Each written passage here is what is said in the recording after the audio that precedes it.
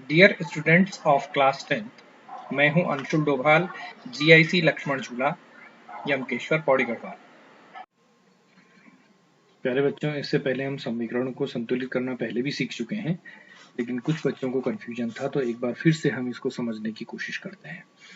अब हम एक समीकरण ले रहे हैं जो कि बहुत ही आसान है और ये आसानी से समझ में आ जाएगी। ये है HNO3 plus CaOH whole twice,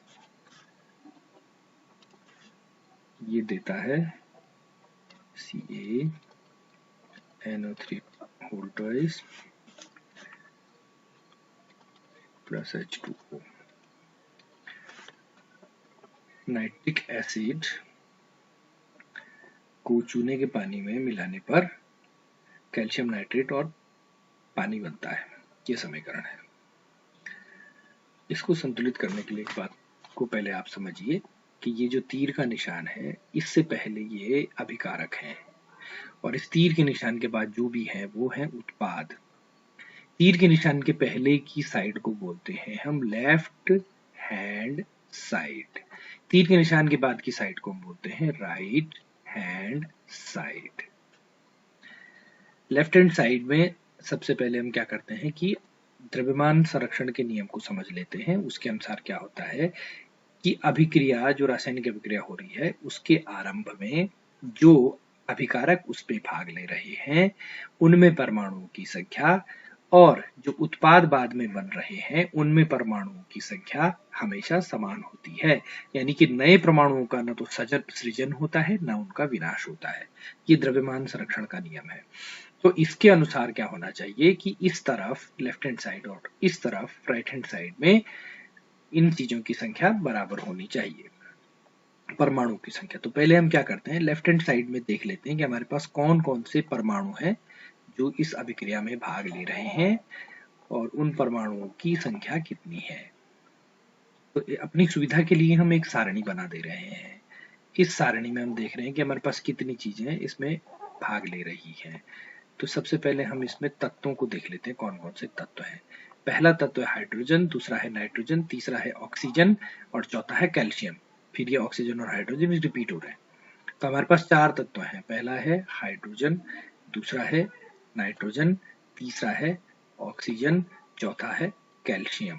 इनकी संख्या गिन लेते हैं लेफ्ट हैंड साइड में कितनी है। देखिए, हाइड्रोजन का एक परमाणु है यहाँ पर और यहाँ पर हाइड्रोजन के दो परमाणु है। क्यों है? क्योंकि ये कोष्ठक के अंदर O और H जो हैं ये दोनों दो दो हैं। तो ये हाइड्रोजन यहाँ पर दो है, यहाँ पर ये एक है, तो कितने हो गए? तीन हो गए। इसके बाद नाइट्रोजन देखते हैं। नाइट्रोजन यहाँ पूरे उसमें और कहीं नहीं है, सिर्फ यहाँ पर है और ये अकेला है। इस HNO3 से पहले भी कुछ नहीं लिखा है और इस N के तुरंत बाद भी कोई संख्या नहीं है। तो ये N जो है ये सिंगल है, यानी कि ये एक है नाइट्रोजन। उसके बाद ये ऑक्सीजन है, तो ऑक्सीजन के आगे तीन लिखा है, तो ऑक्सीजन के तीन परमाणु तो यहाँ पर है और यहाँ पर ये दो हैं, ऑक्सीजन के दो हैं ये, तो यहाँ पर दो और यहाँ पर तीन, कितने हो गए? पांच। कैल्शियम, कैल्शियम के आगे भी कुछ नहीं लिखा, पीछे भी कुछ नहीं लिखा, तो कैल्शियम अकेला है, कैल्शियम का एक परमाणु। ठीक है। इसी तरह से आप लोग राइट हैंड साइड में भी देख लीजिए कि यहाँ पर कितनी चीजें हैं, कितने परमाणु हैं, कितने उत्पाद हैं। उत्पादों में परमाणु की संख्या हम ऐसे ही जैसे हमने पहले देखा सारणी बना करके देख लेते हैं। यहाँ पर भी कैल्शियम है, नाइट्रोजन है, ऑक्सीजन है, हाइड्रोजन है, यही चीजें हैं। तो यहाँ पर भी हम उसी क्रम में लिख लेते हैं, हाइड्रोजन, नाइट्रोजन, ऑक्सीजन, कैल्शियम। सबसे पहले कैल्शियम देखिए, इसके आगे पीछे कुछ नहीं लिखा है, तो कैल्शियम है एक। नाइट्रोजन है यहाँ पर और नाइट्रोजन के कोष्ठक के बाहर दो लिखा है, तो ये नाइट्रोजन के दो परमाणु यहाँ पर है। ऑक्सीजन के तीन परमाणु और बाहर से पूरे का दो है, तो इसका मतलब ये तीन का दो से गुणा है, तीन दूनी छह, तो छह ऑक्सीजन यहाँ पर है और एक ऑक्सीजन ये है, ये एक है, इसके आगे कुछ नहीं है ना, तो ये एक ऑक्सीजन है। तो कितना हो गया? तीन दूनी छह, छह और एक सात ऑक्सीजन। और हाइड्रोजन देखिए, इधर कोई हाइड्रोजन नहीं है और इसमें हाइड्रोजन 2 है, तो यहां पर हाइड्रोजन 2 है। इस तरह से हमने देखा। तो देखिए हाइड्रोजन इधर 3, इधर 2, नाइट्रोजन इधर 1, इधर 2, ऑक्सीजन इधर 5, इधर 7, कैल्शियम 1 1। तो इस तरह से हम देखते हैं कि यह समीकरण संतुलित नहीं है, क्योंकि इसमें दोनों तरफ ये बराबर होने चाहिए थे और दोनों तरफ ये परमाणु बराबर नहीं है। अब हम इसको संतुलित करने के लिए क्या करते हैं, इसको हम पहले बॉक्स में लिख लेते हैं। क्यों लिखते हैं मैंने बॉक्स में? इसलिए लिखते हैं कि हम ये बताना चाह रहे हैं कि ये जो पदार्थ है ये अपरिवर्तनीय रहेंगे, हम इनमें परिवर्तन नहीं करेंगे।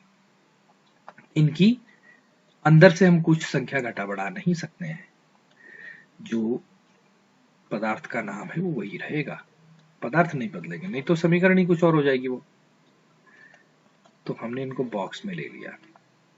हम पूरे पदार्थ की संख्या घटा बढ़ा तो सकते हैं, लेकिन पदार्थ में जो चीजें उसके अंदर जो परमाणु है उनकी संख्या हम घटा बढ़ा नहीं सकते, वरना वो दूसरा ही पदार्थ बन जाएगा।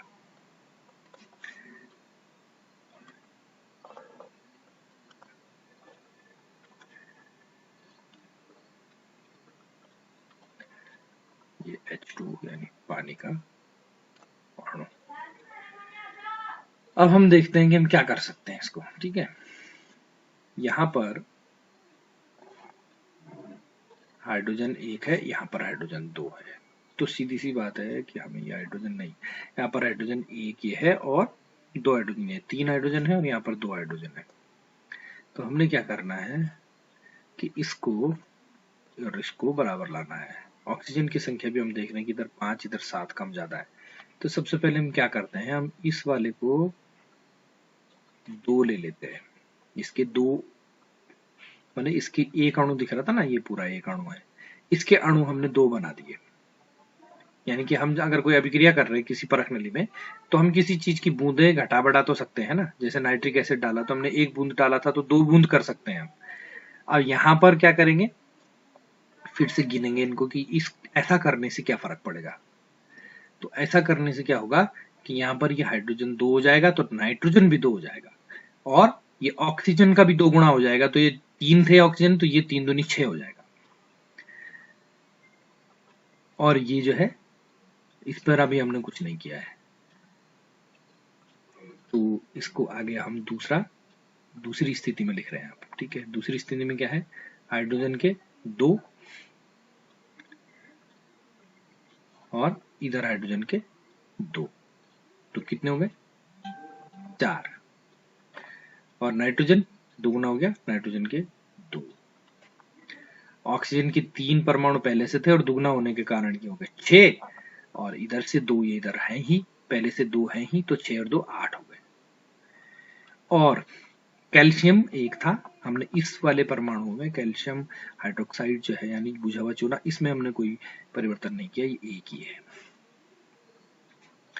अब आते हैं इस तरफ, यहाँ 4 हो गया, इधर 2 है, तो हम क्या करेंगे, इसको इस पानी के अणु को भी हम अगर 2 करके देखें तो देखते हैं कि हमारी समीकरण पे क्या फर्क पड़ता है। इसको 2 करने से क्या होगा, ये हाइड्रोजन 2 दुनी, इसका भी दुगना हो गया ना, तो 2 दुनी ये 4 हो गया। तो दूसरी स्थिति में इसको देखते हैं क्या हुआ, ये अब ये वाला 4 हो गया। ठीक है, ये ऑक्सीजन भी इसको दुगना करने से ये वाली ऑक्सीजन 2 हो जाएगी, और पहले से हमारे पास कितनी है, 3 दूनी 6 है, तो 6 और ये वाली 2 हो गई, 6 2 8 हो गया, ऑक्सीजन हो गया 8। ठीक हो गया। नाइट्रोजन में हमने इस वाले अणु में हमने कोई बदलाव नहीं किया, तो नाइट्रोजन यहां जितने थे उतने ही रहेंगे, नाइट्रोजन के 2 परमाणु 2 ही रहेंगे। कैल्शियम का 1 परमाणु 1 ही रहेगा। अब देख सकते हैं आप क्या फर्क पड़ा समीकरण में। हाइड्रोजन इधर 4, इधर 4, नाइट्रोजन इधर 2, इधर 2, ऑक्सीजन इधर 8, इधर 8, कैल्शियम इधर 1, इधर भी 1, बराबर हो गए। बराबर होने का मतलब है कि ये समीकरण संतुलित हो गया। इसको हम फिर क्या करेंगे, खोल ले लेंगे, इसको इन बॉक्सों से हटा देंगे, तो ये हो जाएगा 2HNO3 प्लस CaOH का ट्वाइस क्या बना, CaNO3 ट्वाइस कैल्शियम नाइट्रेट धन 2H2O पानी के 2 अणु। इनको आप गिन करके लिख सकते हैं। यहाँ कितने हैं? ऊपर देखिए सारणी में 4 धन 2 धन 8 धन 1, 4 परमाणु धन 2 परमाणु धन 8 परमाणु धन 1 परमाणु। कितना हो गया? 4 और 2 6, 6 और 8 14 और 1 15।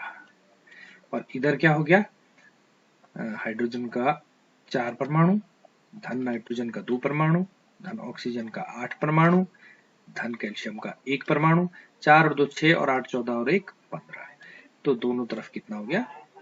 15 15 हो गए। ये समीकरण हमारी संतुलित हो गई। और ऐसे करके हमने देखा कि द्रव्यमान संरक्षण का नियम भी सही है कि जितने अभिकारक और अभिकारकों में जितने परमाणु प्रक्रिया में इसमें अभिक्रिया में भाग ले रहे हैं, अंत में उत्पाद में भी उतने ही परमाणु रहेंगे, तो यह समीकरण संतुलित रहेगी। इस प्रकार से आपने फिर से दोबारा से इसको समझ लिया होगा और मुझे आशा है कि अब आप किसी भी समीकरण को संतुलित कर पाएंगे। धन्यवाद।